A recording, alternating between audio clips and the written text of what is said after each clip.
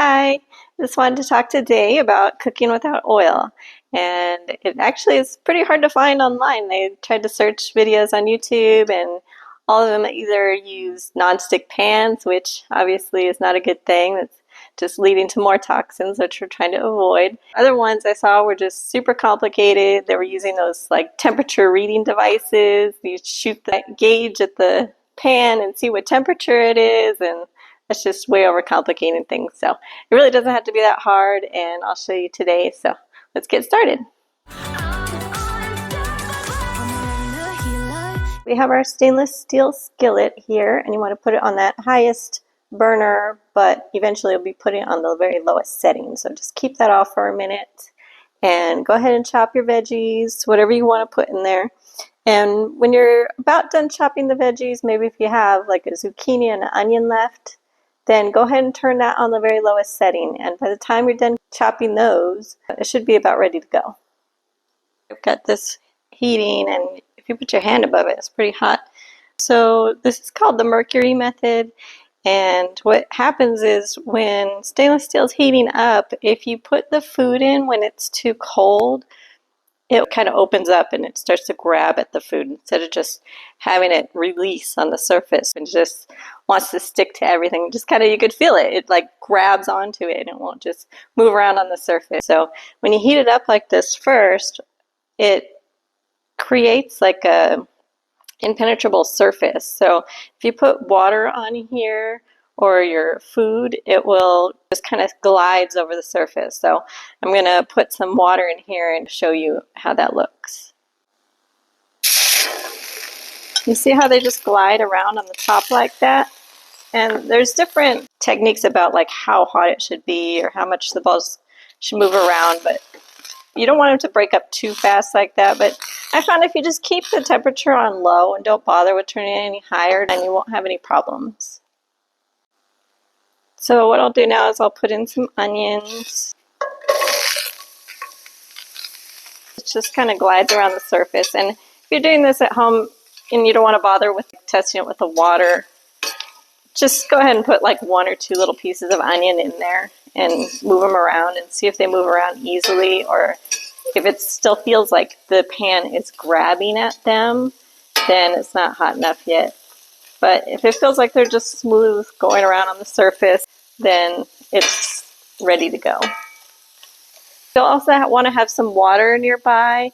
Otherwise, low sodium vegetable broth or no sodium vegetable broth is harder to find, but I'll link to that in the notes where you can find some no sodium vegetable broth.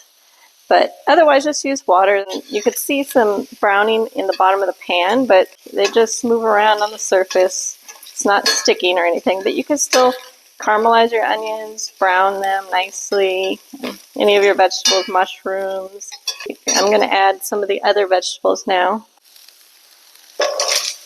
I just did some yellow peppers, some yellow and orange carrots, some zucchini, just whatever I had on hand. I still haven't put any water or anything, and you don't really want to put water until you'll see it'll really start forming a lot of brown at the bottom of the pan and eventually, but it's still not sticking. But when you want to deglaze the pan later on, then that's when you'll put the water or your broth. Hopefully you can tell they're just easily moving around. They're just scooting around on the surface. And you don't necessarily have to sit here and stir them actually either. As long as you just leave it on the lowest setting like that, you can walk away and do other things. If you're making a sauce or something like that, you can go ahead and walk away from it. You don't have to keep stirring it continuously. And just stir it every once in a while. It should just keep moving around on the surface like that. I'll just go ahead and set the timer for 5 minutes and show you how they look. Okay, this is 5 minutes. See how it goes. See, it's still not sticking. Just goes around on the surface. And of course, whenever you feel they're done, you can turn it off. It's really up to you. You can see a couple little parts there where it's sticking a little bit. It's almost done though. We'll deglaze the pan if it starts to stick too much, but it's really, everything else is still just moving around nicely and not sticking. So if this is done to you, you can take them off. Otherwise, maybe try another 5 minutes or whatever your preference is. So I'll just do another 5 minutes. Okay, so it's been another 5 minutes, so probably a total of 12 or 13 minutes or so. And you can see the bottom of the pan is brown, but still moving around. And I didn't stir it at all in that last 5 minutes, just so I could show you how we would deglaze it and release it. But it's still not sticking. I mean, hopefully you could see I'm not having to scrape them off or anything. I mean, maybe I'll find one area. Okay, that guy is a little bit stuck on one end, but you can see it's still moving around. And I'll show you just adding the water and how everything just comes right off. And you see, so once you're done, your whole pan will be just almost clean again. But yeah, just go ahead and kind of stir that around, and you can add some kale on top of there, some spinach, and add your seasonings, and put this on top of your rice or pasta or whatever kind of dish you want to do. It just all comes off and is all done and good to go. So hopefully with some practice you'll get that in no time, and it won't be hard for you to do. And if you've tried it before and just made a mess, all sticky, it's probably just because the pan wasn't hot enough and it just wants to grab right onto everything. So nothing will move around.